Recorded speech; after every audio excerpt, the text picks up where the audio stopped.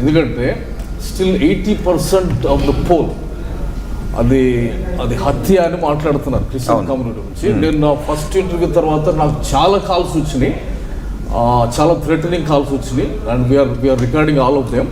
మీకు but I got lot of calls. అంటే నేను ఫస్ట్ టైం నేను తీసుకున్న stand as a friend also common సెన్స్తో మాట్లాడి నేను యాక్చువల్గా 3 విషయాలు దీన్ని తేల్చేసిన లాస్ట్ టైం నేను కలిసినప్పుడు.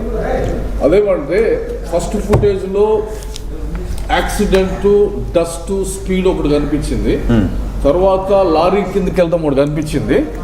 దెన్ మూడవది హిజ్ వైఫ్ వాజ్ సైలెంట్. ఆయన మిస్సెస్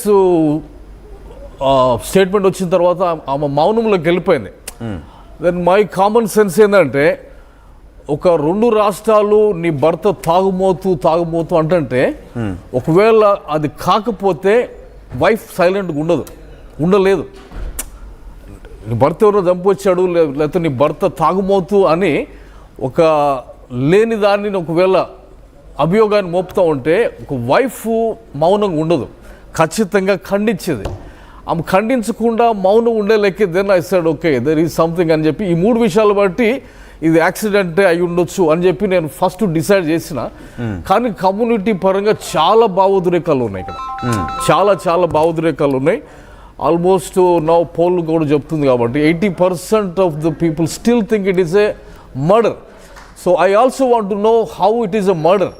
నిన్న హర్ష్ కుమార్ గారు మాట్లాడుతూ ఉన్నాడు, నేను చూస్తూ ఉన్నా, అంటే ఏమైనా లింక్ దొరికిద్దా మర్డర్ అనేది, ఎక్కడ కనెక్ట్ చేస్తున్నాడు.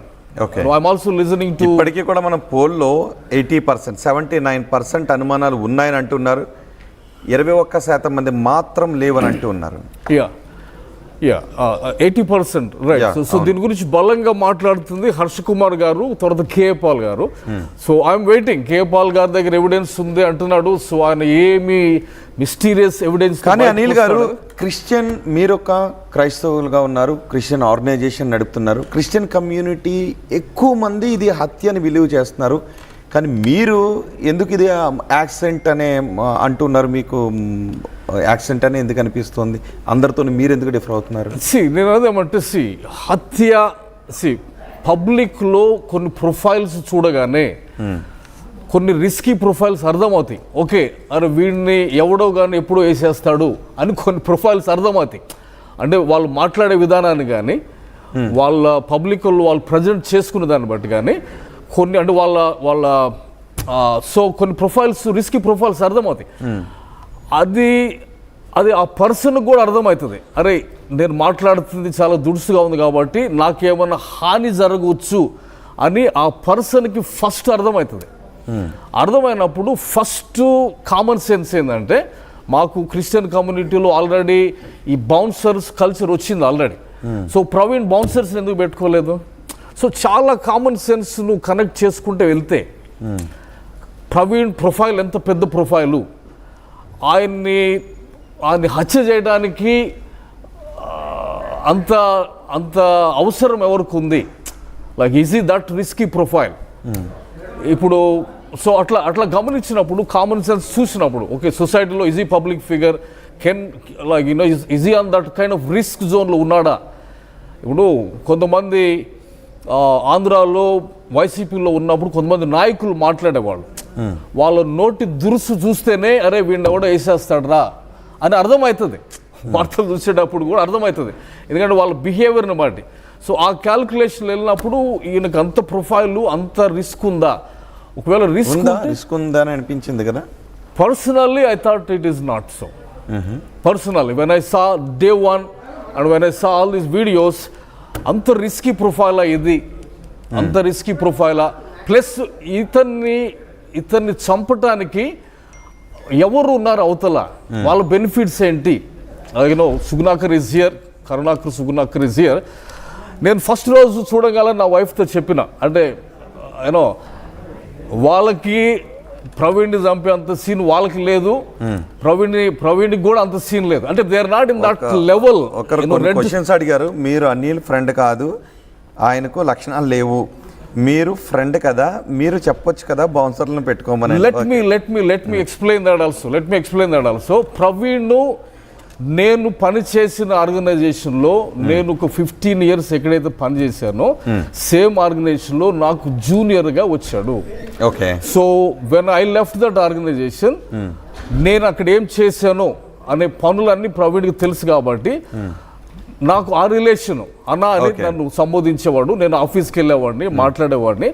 నా ట్రైనింగ్ ప్రోగ్రామ్స్ కోసం వాళ్ళ ఫెసిలిటీస్ నేను రెంట్ తీసుకున్నాను. ఇంకోటి ఏమంటే 2018లో let me really speak this. చాలా మంది క్రైస్తవ నాయకులు వీడు ఎంత డబ్బులు తీసుకున్నా, నాకు వచ్చిన కాల్స్ అన్ని బిహైండ్ ద సీన్ ఎన్ని పైసలు మారినాయి, శివశక్తులు ఎంత ఇచ్చారు అని చాలా కామెంట్స్ వస్తున్నాయి.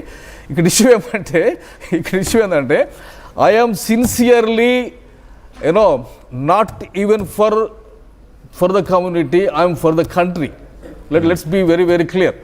సో 2018లో ఫస్ట్ టైం మహబూబ్ నగర్లో ఒక బైబుల్ తగలబెడుతున్నప్పుడు నేను బయటకు వచ్చిన. ఆ టైంలో ఈ మేధావులు ఎవరు లేరు హిందూ మతం మీద. తర్వాత యూట్యూబ్ ఛానల్స్ పెట్టుకొని మాట్లాడుతున్నటువంటి మేధావులు అప్పటి వరకు ఎవరు లేరు. ఫస్ట్ టైం నేను బయటకు వచ్చి 2018లో దాన్ని నేను ఖండించి నేను కార్పొరేట్ చర్చ్ పాస్టర్స్ అందరినీ నేను తిట్టినాను. అప్పుడు మహాసేన వాజ్ స్టార్టింగ్. ఆ టైంలో అప్పుడే మహాసేన స్టార్ట్ అవుతుంది.